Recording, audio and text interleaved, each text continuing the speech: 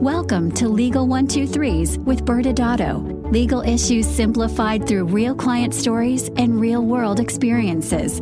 Creating simplicity in 3, 2, 1. Welcome back to another episode of the Legal 123s with ByrdAdatto. I'm your host, ByrdAdatto, with my co-host, Michael Byrd. As a business and healthcare law firm, we meet a lot of interesting people and learn their amazing stories. This season's theme is unintended consequences.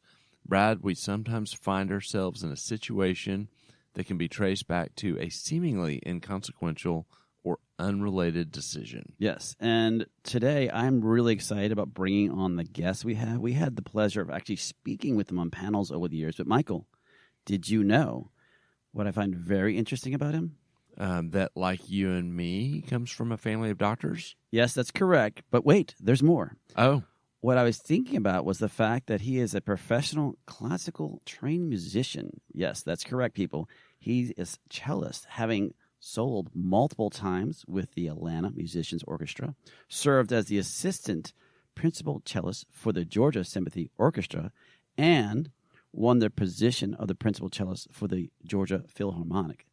I mean, I can't even pronounce half that stuff, and he's doing it. I was just about to give you a standing ovation for saying all those words. But audience members, that sounds pretty impressive, except understand this. This is all while being an active surgeon with his own practice. And an attorney? Oh, yeah, that too. Okay, yeah. Well, this actually makes me think you really need to step up your game, Brad. The sad part, Michael, is I thought I'd stepped it up, and I had to get him on our podcast. Okay. So, all right, so our guest, who he's joining us, and it made me think: have you ever played a musical instrument? I mean, but you have that mad typing skills and everything, but have you been able to translate that into music? No, Brad. Other than, and you know this because you've heard me talk about this before, when my oldest son, who's 28, got Guitar Hero for his game system, many years ago, I oddly was very good at that because it's like typing. And so I felt like a rock star in that little segment of life where sense. I just kept going to the next level. I don't know. How about you, Brad? I'm picturing you playing a trumpet, maybe? No? Actually, not a trumpet. I actually played saxophone for the school band from 5th grade all the way to my junior year of high school. So actually, I was in a small little jazz band, so that was my claim to fame at one moment. But I was thinking about our guest. He's playing professionally in addition to running his own practice. Why can't we? Because we're tone deaf? Well, I'm mostly tone deaf. You're really tone deaf. For sure. Yeah. Well, okay, if you could play any instrument today on a professional level, what would it be, Michael? Whichever's the easiest to learn, because I don't like learning new things because I don't like being bad at things. And so I need to be able to get good at it really fast for me to continue with it. I'm feeling very hesitant to turn it back to you. What instrument would you play? And no, Brad, the kazoo does not count. Okay, so that's out. Honestly, as a true resident rock star of the firm, clearly guitar, and not Guitar Hero like you, like the real guitar. But unlike you, I'd be really nervous. I'd have to practice by myself in a back closet so no one could hear how bad I was. But before our guest can realize that he can leave, why don't we bring him on and get him going before he's going to go click off of this? That's a really good idea. Yeah. Let's bring him on. So joining us today is Dr. Nirav Patel. We go way back, been on panels together, as you mentioned. He is the founder, owner of Patel Plastic Surgery in the greater Atlanta, Georgia region. He's a board-certified plastic surgeon, plastic, reconstructive, aesthetic, and oculoplastic. That's a big word there, That was a big word. Yes. He has a bachelor's degree in economics from Princeton University, a JD, a lawyer from Brooklyn Law School. He's licensed in New York. And then, if that weren't enough, as a bridge to medical school, he has a master's degree in biology at New York University and a medical degree from University of Rochester. And, of course, as we just talked about, he continues to perform and be involved with classical music at a professional level. Nirav, thank you for being here today. Thanks so much for having me on board. My ears are burning with all the music talk. I just had rehearsal last night, so it's a lot of fun. Awesome. Well, that leads us actually to our first question that we want to know, and the audience probably wants to know. Where's the most famous place you've ever played? And can you play any pop culture or top 100 hits on your cello? Yes and yes. So I've played at the Fox Theater, if people have heard of that in Atlanta. I've played at other kind of halls that more classical nerds would know about, but I've been to Europe, been to Spain, I've been to United Kingdom, played Durham Cathedral, if people have ever been there in England. So those are just a couple of examples. Yeah, pop songs. If people like, or y'all have kids as well, the TV show Wednesday, Netflix. Yeah. I have the sheet music for it. I couldn't play it from memory, but I can play that. And there's other things that play a lot, like Master and Commander had a famous Bach piece that plays on a lot of TV commercials and stuff. And that one we all learn. It's like a Bach suite. So I once did that for a podcast during COVID. So, oh, wow. So those are a couple examples. And I love doing pop and rock shows. We just did a Sonic the Hedgehog video game concert at Cobb Energy Center here in Atlanta in January. I hadn't seen so many screaming fans for like headbanger music, and I'm playing the cello with a headset like this, trying to keep count because it's so loud. Oh, wow. Awesome. That's incredible. Super cool. That's he's crushing us right now, Michael. Yes. Well, okay, let's get a little bit more into your story and your background and the stuff we haven't covered. Let's introduce yourself to our audience and help them kind of connect to you and your background. Yeah, absolutely. So for those of you who are Yankees like me, I'm a New Yorker, born and bred there. My dad actually is a physician as well, colorectal surgeon, immigrated from India and did his residency there. But then we were raised upstate after he settled in his own solo private practice, which my mom managed the same way my wife, Erica, managed my current practice. So those of you who have like mom and pop kind of solo entrepreneurship roles, this is for you. My brother actually is a surgeon too. My older brother is the chief of trauma and critical care at Vanderbilt. So I have a whole nuclear family of people in surgery and medicine. And being an Indian American kid, if those of you know this story, or Asian American, it's kind of like you're asked when I was growing up, not even what kind of doctor you want to be, but what kind of surgeon you want to be. And so I went with that wholeheartedly, and I was, I can't speak for myself now, but I was a pretty whip smart kid as a teenager, and I went to college at 16. I don't recommend that. My kids are not going to do that. But I was able to accelerate to that point. And I went to college, having doubts about the whole pre-med thing I'd been thinking about ever since I was 5. Uh-huh. So I tested out other waters. I was interested in music, as you guys know, and I still do. I like social sciences, which is probably what had me study econ and then later law. So I was a bit lost. A lot of college kids have doubts and, try different things. And so I worked for a lawyer's office in New Jersey. I loved it. And I said, hey, maybe I could help society in that capacity. Mm-hmm. So I jumped ship on the college plan for pre-med, and I switched to pre-law kind of midstream. And then my conservative kind of Indian parents were supportive of it because it was some kind of grad school leading to some kind of white collar professional job. So it kind of checked both boxes, and it intrigued my interest. And so I went to Brooklyn. It was the best school I thought I could get into in the New York City area. And I had a little scholarship to whet my appetite. So, and I loved the neighborhood I was in. It was in downtown Brooklyn, lots of courthouses, lots of things going on, Brooklyn Bridge, all that. And I was single. So I went to Brooklyn Law, and then lo and behold, 9/11 happened.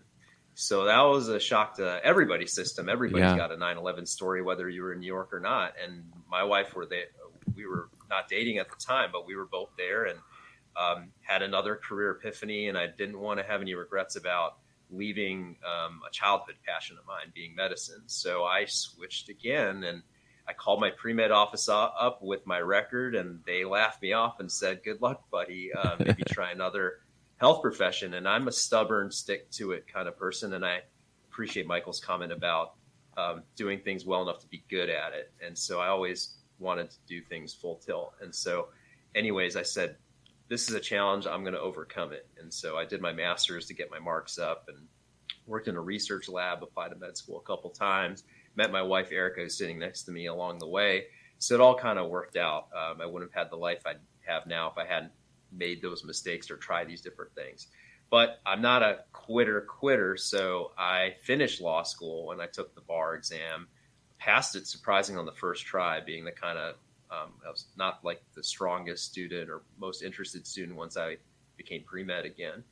But anyways, I did that and I kept the certification, and I actually do, touching upon maybe later stuff, I do consulting work with a lot of attorneys, and I get to speak with great folks like y'all once in a while about legal issues when they intersect with medicine. So I've always found how connections happen were fascinating with me across disciplines.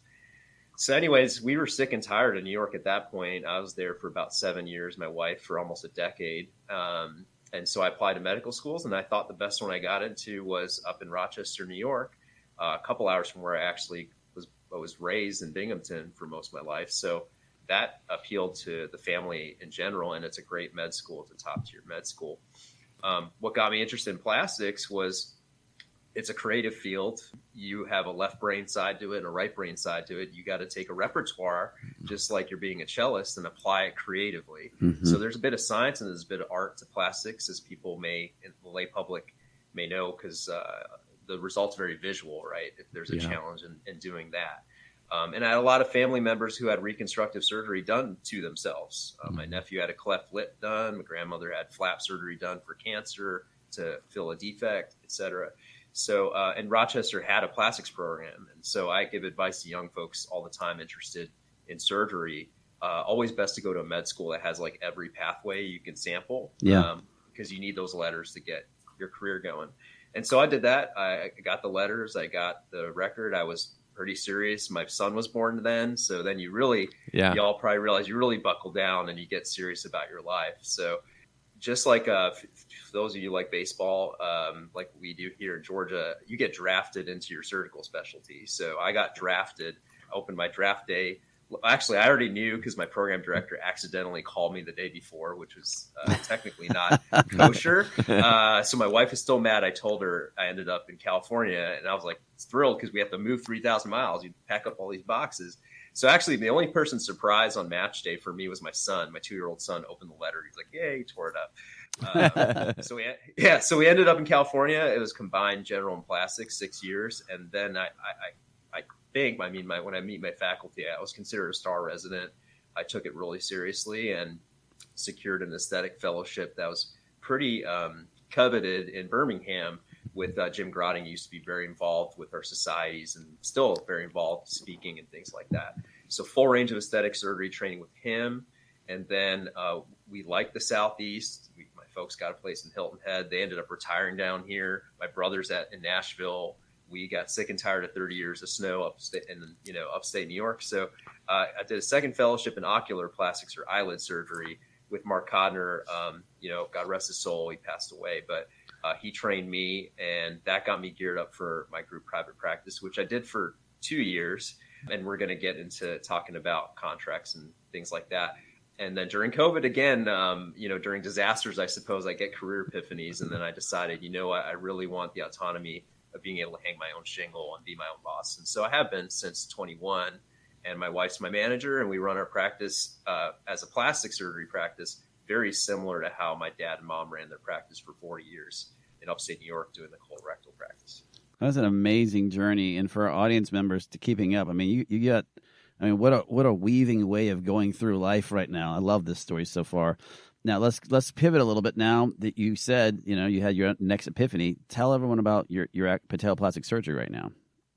Sure. So just like me playing cello, I'll do pop music, I'll do classical. I love to play all sorts of things. Repertoire-wise, I like the broad range that plastic surgery offers, and that's why I went into it. There's cosmetic, there's reconstructive. You can do muscle flaps. You can be drilling somebody's skull, doing bone repair or what have you. And so I'm not a hand surgeon anymore. We used to do a lot of that in Sacramento in my training. But other than that, and microvascular is something folks do as well for certain kinds of things like breast reconstruction. I still offer everything else that a plastic surgeon's trained to do. So that's very rewarding to me. Case in point, I help our local colorectal surgeon when they have patients with abnormal connections in after their surgery. They get fistulas, and they can create all sorts of havoc down below. They need muscle to fix those holes, and so I'm the flap surgeon for them. And wow. I get to tell my dad, "Hey, I got to help your people." With these kind of cases, they're very life, it may not be life or death, but it's very quality of life improving, sure. Which can be almost as important, if not more in some cases. I do a lot of facial trauma call for my local hospital as well, which it's good and it's bad, but it helps with the overhead and it keeps my skills up. And lining up with that, with my law background, I do expert witness consulting, and that, as you guys may know from colleagues, it's very much a word of mouth business. And so I get cases all over the country, both plaintiff and defendant. And I've learned, there's merits to both sides of these cases. So that was an interesting, even as a trained lawyer, an eye-opening window into how that kind of industry works. And I feel like I can articulate myself fairly well, I hope. And so I think I'm good at it, and that's been growing a lot. So I kind of have a hybrid practice between the consulting work and the clinical work. And then I just do music on the side. And I joke that, being a professional cellist, you have a $50,000 cello, maybe not that expensive, but you're driving a $5,000 car and you drive 500 miles and get paid for a gig $50. And so I think it's, I joke with people that, doing the work that I do, paid work, helps fund my lifestyle as a musician. But I think being a musician makes me a better surgeon. Being a surgeon, very disciplined, and being time cognizant, being a business person helps me being a better musician. So I think I'm at a point in my life where I'm starting to realize how I can keep things together and connections and have it all make sense at the same time. That's amazing. And also, they don't teach you in law school how to give a deposition. So you may have some awareness, but learning that discipline is a learned experience for sure. No doubt. Yeah.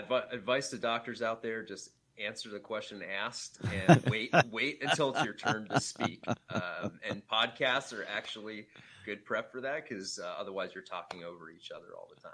For sure. So well, let's get into, we've had the pleasure of being on stage with you multiple times over the years. And so we know a little bit about kind of your journey on the business side. And this season, our theme is unexpected consequences, and would love to get into kind of your personal experience that you've shared about non-competes and just kind of help educate our audience on that front. Do you mind sharing that story?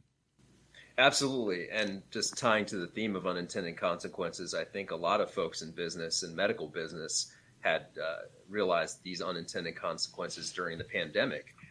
For example, there's an Emory Aesthetic Surgery Center here that went belly up, and they had to restructure because they were still paying people salary at what I heard, $500,000 a month kind of overhead, that you'll quickly go under if you don't have any ins to go with your outs. Yeah. So, one factor I think played a role in me wanting to set up a shingle too was I had to go salary-less during that furlough period. And raising a young family, having a home mortgage, I mean, these are all lifestyle factors that can really make you scratch your head and say, hey, is this sustainable? Or is this the way I want my life to go, where I'm not in control? Yeah. And a lot of surgeons are control freaks like me. So I think that resonates, especially in plastic surgery. Right. So I took a gamble on myself and opened up shop. And, it was awkward when you have people you respect who are friends, but business can make things grittier or awkward, on the way out when you exit. And so I counsel a lot of younger folks going into this process based off my own lessons, even mistakes that I made. So I did have a restrictive covenant with my group practice. It's pretty standard here in Georgia. It's interesting. I used to talk about this stuff with y'all and even independently as a resident in California. And people would come up to the podium there and say, hey, well, there's no non-competes in California. That's all well and good. But if you're in training or you may opt to go to another jurisdiction, it's good to know what the individual rules and nuances are. And so in Georgia, pretty standard to have a restrictive covenant, in my case, was 15 miles from both locations that they had for 2 years. And so, we've spoken to this at meetings about reasonableness of these restrictions and scope, right? And so it's easy, even in my shoes, being a trained lawyer and having gone through all this crazy education I have, to just be eager to please and be a yes man and not be get in the way of things. And so it was the best group practice opportunity I had. And I looked all over the country, and it was landing on my feet right here in Atlanta. I wasn't going to have to move that far to get to my new job. it clicked a lot of buttons for the family, good schools. And so there's a lot of impetus and pressure to just say, yeah, and not push too hard on it. And I did bring it up actually during negotiations. I did have an attorney who helped the previous guy who was in my slot, who left the practice for different reasons, but counsel me on how to negotiate this myself. So I didn't go unprepared. I knew what questions to ask.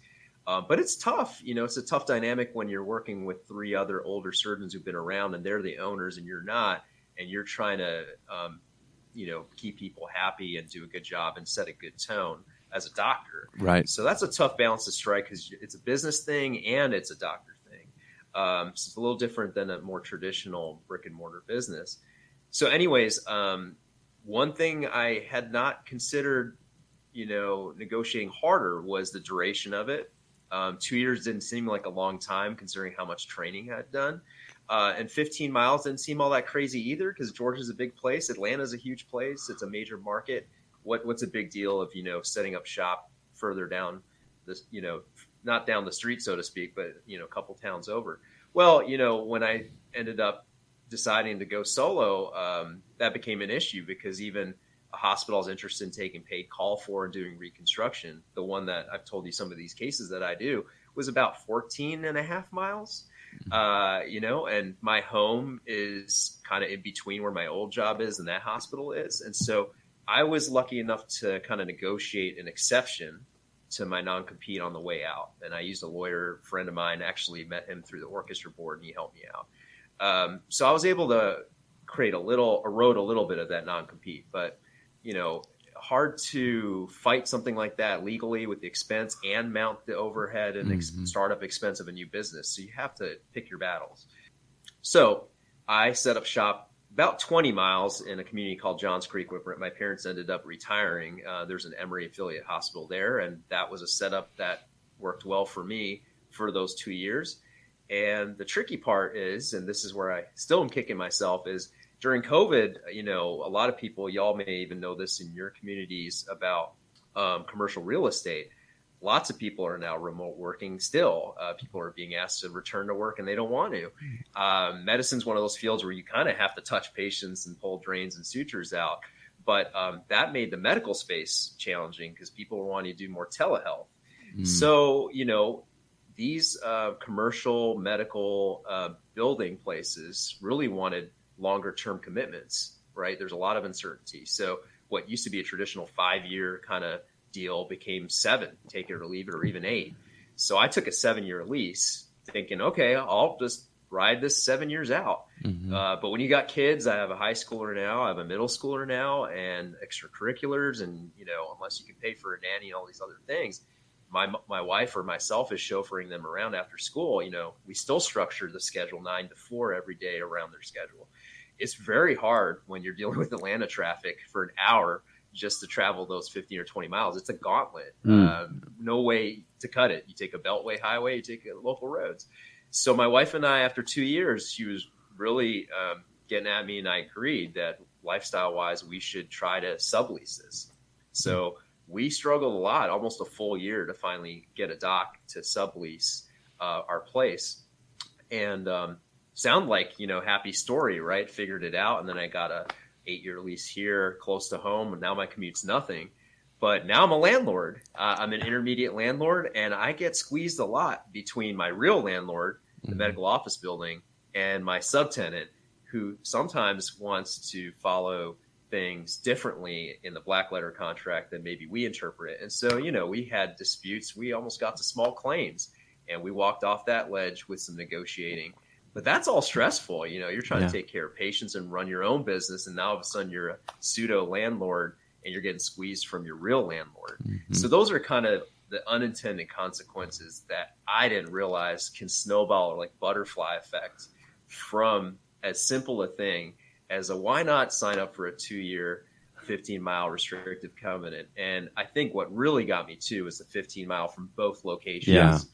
It wasn't like an average location based off the map. I did the GPS map thing, and when I was picking where to go, I was like, which is the richest community for a plastic surgeon that won't have me boxed out of, North Atlanta or the Atlanta region? And so it's a kind of process elimination. Also, you're entering another Viper's pit of competition. Yeah. And Atlanta's no exception to LA or Chicago or Dallas or New York. So I think those are some of the hit points, I think, that I've learned the hard way. It's made me a tougher businessman for sure. Yeah. And I have an econ degree, but I can tell you whatever they teach you in theory to help you get that McKinsey consulting job or Goldman Sachs job and spreadsheets is a lot different than on the ground, boots on the ground, running a mom and pop, entrepreneurship with all that comes with it. I don't think there's a better example of unintended consequence than if you sign a non-compete, you will become a landlord. Well, I mean, we're almost out of time, but I want to get one more question into you. So, basically, just if there's one big takeaway that you would have our audience, think about from your story, what are some guidance that you can give them in this last minute that we have together? Yeah, the one obvious one is don't sign one if you can get them to back off, or at the very least, if you're in a community or jurisdiction, y'all can talk about it better than I can. At least back down the restraints, maybe the mileage, maybe the time frame. And your best negotiating position, especially for new docs who haven't gotten their first job yet, is just walk. I mean, everybody is super well trained and qualified to get this far. You can always just get another job, or if you have the so-called cojones to do it, or finances to do it, or support to do it, maybe just hang the shingle upright. But the trick was, getting your board certification when you have a lower volume solo practice, building all that up. That's stressing up a lot of colleagues that take longer to get to that point. So I think in hindsight, joining a group was good because it got me boarded as quickly as I humanly possibly could. Family support, I had the finances to be able to do this, and I have marital support as well. So I'm lucky in that regard, but you're going to hit some landmines, and you have to roll with the punches and strategize a way around it. But if you can prevention is cure in medicine. We say that a lot. This is one of those prevention is cure. Just don't sign one if you can help it and have a better opportunity as leverage. As always, I love hearing your story. It's so insightful and I think will be helpful to our audience. Thank you for joining us on the Legal 1-2-3s with ByrdAdatto. We're grateful for our relationship with you, and what we'll do next is we'll go to break, and then Brad and I will come back for a super quick wrap-up. Appreciate you joining us. Thanks, y'all, for having me once again. It's great to see you guys. Many business owners use legal counsel as a last resort rather than as a proactive tool that can further their success. Why? For most, it's the fear of unknown legal costs. ByrdAdatto's Access Plus program makes it possible for you to get the ongoing legal assistance you need for one predictable monthly fee. That gives you unlimited phone and email access to the legal team, so you can receive feedback on legal concerns as they arise. Access Plus, a smarter, simpler way to access legal services. Find out more. Visit ByrdAdatto.com today. Welcome back to Legal 1-2-3s with ByrdAdatto. I'm your host, ByrdAdatto, with my co-host, Michael Byrd. Now, Michael, this season, our theme is unintended consequences, and we just had a great conversation with Dr. Nirav Patel, who owns his own plastic surgeries, and he's actually an attorney, and he had a great story, and maybe you can give one big takeaway you had from today's conversation. We've talked about non-competes in several episodes over the years. One of the things he said that I don't think we've focused on before is that he was able to negotiate terms when he left to get an exception so that he could operate at that hospital. And, a lot of people look at a non-compete situation as a binary thing. I'm either going to move outside the non-compete, or I'm going to dare them to come after me and I'm going to violate it. And there is an opportunity oftentimes to negotiate, but as you often say, the way you leave really impacts the ability to do that. It's true. Well, Michael, that's all the time we have today. But next Wednesday, we will continue this journey on unintended consequences when we have series regular Jay Riero returns with a story involving a hot topic right now, which is weight loss. Thanks again for joining us today. And remember, if you like this episode, please subscribe. Make sure to give us a 5-star rating and share with your friends. You can also sign up for the ByrdAdatto newsletter by going to our website at ByrdAdatto.com. ByrdAdatto is providing this podcast as a public service. This podcast is for educational purposes only. This podcast does not constitute legal advice, nor does it establish an attorney-client relationship. Reference to any specific product or entity does not constitute an endorsement or recommendation by ByrdAdatto. The views expressed by guests are their own, and their appearance on the program does not imply an endorsement of them or any entity they represent. Please consult with an attorney on your legal issues.